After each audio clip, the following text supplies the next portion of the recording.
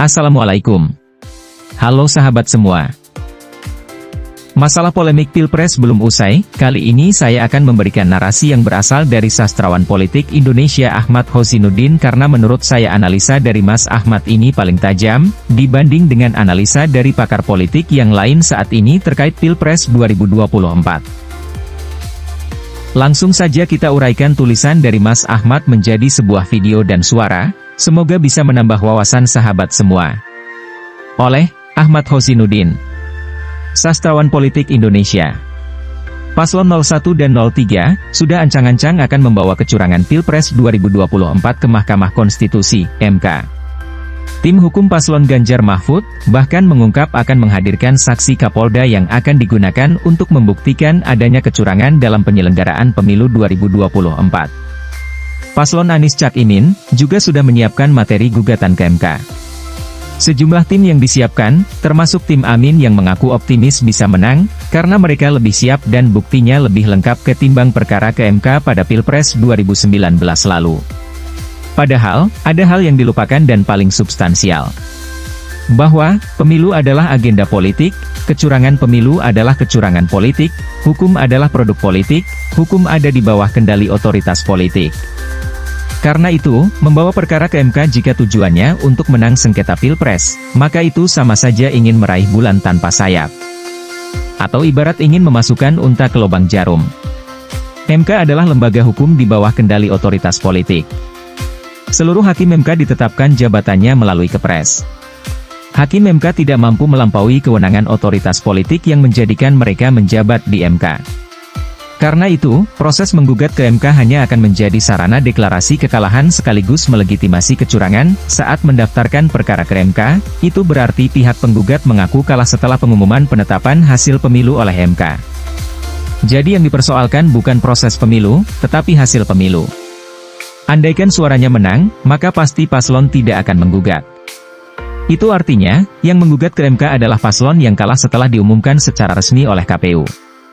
Alhasil, gugatan kecurangan pemilu yang diajukan paslon ke MK sama saja sebuah deklarasi kekalahan. Proses ke MK hanya sekedar untuk menghibur para pendukung dan relawan, atau bahkan bagian dari kompromi dengan lawan. Agar kemenangan yang diperoleh melalui curang, tidak lagi dipersoalkan, dengan sejumlah kompensasi pembagian kue kekuasaan yang telah dijanjikan. Adapun selanjutnya, setelah putusan MK keluar maka gugatan itu akan dikalahkan sekaligus melegitimasi kecurangan. Tidak ada lagi pemilu curang, karena kecurangan itu telah dibawa ke MK, tidak terbukti dan diputus kalah. Gugatan ke MK sama saja mengakui kekalahan dan proses pemilu menjadi legitimate. Gugatan ini, justru diharapkan oleh pihak yang melakukan kecurangan karena akan membersihkan kecurangan mereka secara hukum. Bagi siapapun yang masih ngadi-ngadi, berhalusinasi, akan menang membawa perkara ke MK, maka perlu untuk membuka mata dan pikiran pada berbagai fakta sebagai berikut. Pertama, secara presiden tidak pernah ada capres kalah menggugat ke MK berubah menjadi menang. Kedua, lembaga MK hanyalah lembaga peradilan Paman Usman. Hasilnya, tidak akan jauh beda dengan putusan nomor 90 yang dikeluarkan Paman Usman. Ketiga, MK adalah lembaga hukum, sementara kecurangan pemilu adalah masalah politik. Hukum di bawah kendali otoritas politik. Keempat, keyakinan adanya pemilu curang justru runtuh jika masih berharap bisa menang di MK. Desain pemilu curang yang terstruktur, sistematis dan masif, pasti sudah disiapkan hingga putusan MK yang akan memenangkan dan melegitimasi kecurangan. Jika meyakini seluruh ASN, TNI Polri saja yang jumlahnya puluhan ribu bisa dikendalikan, apa sulitnya mengendalikan MK yang hakimnya hanya 9 biji? Karena itu, semestinya yang didorong adalah hak angket. Karena hak angket adalah proses penyelidikan yang dilakukan oleh otoritas politik. Masih ada harapan politik akan menang melawan politik. Tetapi hak angket, sudah tercium aroma busuknya. Akan layu sebelum berkembang, hanya dijadikan komoditi politik oleh elit parpol. Mau melakukan peradilan rakyat, kekuatan rakyat juga terus digembosi. Sudah berulang kali uji petik lapangan membuktikan, bahwa kekuatan rakyat masih berada jauh di bawah kekuatan kekuasaan.